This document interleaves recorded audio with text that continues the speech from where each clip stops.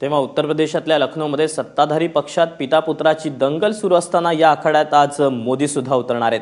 पंतप्रधान नरेंद्र मोदी आज लखनौमध्ये महारॅलीत संबोधित करणार आहेत। या महारॅलीत तब्बल 10 लाख कार्यकर्ते सहभागी होतील असा भाजपला विश्वास आहे। या सगळ्या संदर्भात अधिक माहिती देण्यासाठी प्रशांत कदम आमचे प्रतिनिधी आपल्या सोबत आहेत। प्रशांत, केंद्रात जर सत्ता स्थापन करायची असेल तर उत्तर प्रदेशातनं त्याचा मार्ग जातो असं म्हणतात आणि याच ठिकाणी आता येत्या काही दिवसांमध्ये निवडणुका होत आहेत, त्यामुळे आजची पंतप्रधानांची रॅली ही अतिशय महत्त्वाची असणार आहे।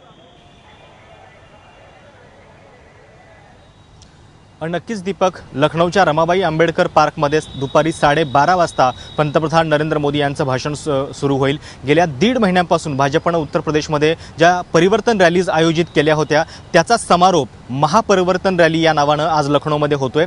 खरं तर या रॅलीचं सगळ्यात मोठं वैशिष्ट्य आणि जी चर्चा कालपासून आम्ही लखनौमध्ये ऐकतोय ती ही आहे की भाजपनं यावेळी आपली स्ट्रॅटेजी आहे ती पूर्णपणे बदललेली आहे। कुठल्याही मोठ्या रॅलीचं सगळ्याच पक्षांचं आमंत्रण जे आहे ते माजी खासदार, आमदार, पक्षाचे पदाधिकारी आणि वरिष्ठ नेत्यांना असतं, मात्र यावेळी भाजपनं उत्तर प्रदेशमधल्या 1,30,000 बूथवरती जे त्यांचे छोटे छोटे कार्यकर्ते आहेत त्या प्रत्येक बूथवरच्या 10 कार्यकर्त्यांना म्हणजे एकूण 13 लाख कार्यकर्त्यांना अशा पद्धतीनं पंतप्रधान नरेंद्र मोदी, अमित शहा यांच्या नावानं विशेष आमंत्रणं दिली गेलेली आहेत। एक स्पेशल कार्ड त्यांच्यासाठी घरपोच झालेला आहे आणि त्यांना या रॅलीसाठी आमंत्रित करण्यात आलेलं आहे। नववर्षाची भेट म्हणून त्याच्यासोबत भाजपचं एक कॅलेंडर देखील या सगळ्या कार्यकर्त्यांना घरटी पोच झालेलं होतं। म्हणजे कार्यकर्त्यांना सन्मान देण्यासाठी ची ही रणनीती आहे आणि त्या माध्यमातून 1,30,000 बूथवरचे 10 प्रत्येकी 10 अशा पद्धतीनं 13 लाख कार्यकर्ते या ठिकाणी आणण्याचा भाजपचा मनसुबा आहे। शिवाय रॅलीच्या ठिकाणी आम्ही जेव्हा काल गेलो होतो तेव्हा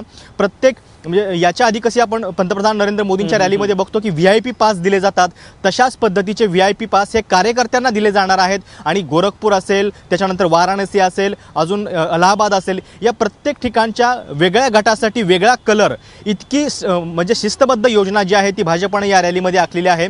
आणि जर पंतप्रधानांच्या भाषणाचा उल्लेख करायचा म्हटलं तर या भाषणामध्ये आणखीन काही सवलती नोटबंदीनंतरच्या जाहीर होऊ शकतात, ज्याच्यामध्ये गरिबांसाठी, दलितांसाठी काही विशेष घोषणा आणि शेतकऱ्यांसाठी पॅकेज जे आहे ते देखील जाहीर होऊ शकतं। आणि शेवटची गोष्ट, ज्या मैदानावरती ही सभा होतीये रमाबाई आंबेडकर पार्क, म्हणजे महाराष्ट्राची जी प्रतीकं आहेत, बाबासाहेब आंबेडकर असतील, रमाबाई आंबेडकर, ही प्रतीकं केवळ महाराष्ट्रालाच नाही तर महाराष्ट्राच्या बाहेर सगळ्या देशाला देखील पुरतात आणि या महाराष्ट्राशी निगडीत असलेल्या एका रमाबाई आंबेडकर नावाच्या व्यक्तीच्या नावानं असलेल्या पार्कवरती ही सभा होतीये। दीपक, निश्चितच आहे, त्यामुळे आता सर्वांचं लक्ष लागून राहिलं असेल ते पंतप्रधान उत्तर प्रदेशमधल्या सभेतून उत्तर प्रदेशसाठी कोणत्या नव्या घोषणा करतात। प्रशांत, तुझ्याकडनं सगळ्या संदर्भातले अपडेट जाणून घेत राहू। तुर्तास धन्यवाद दिलेल्या माहितीबद्दल।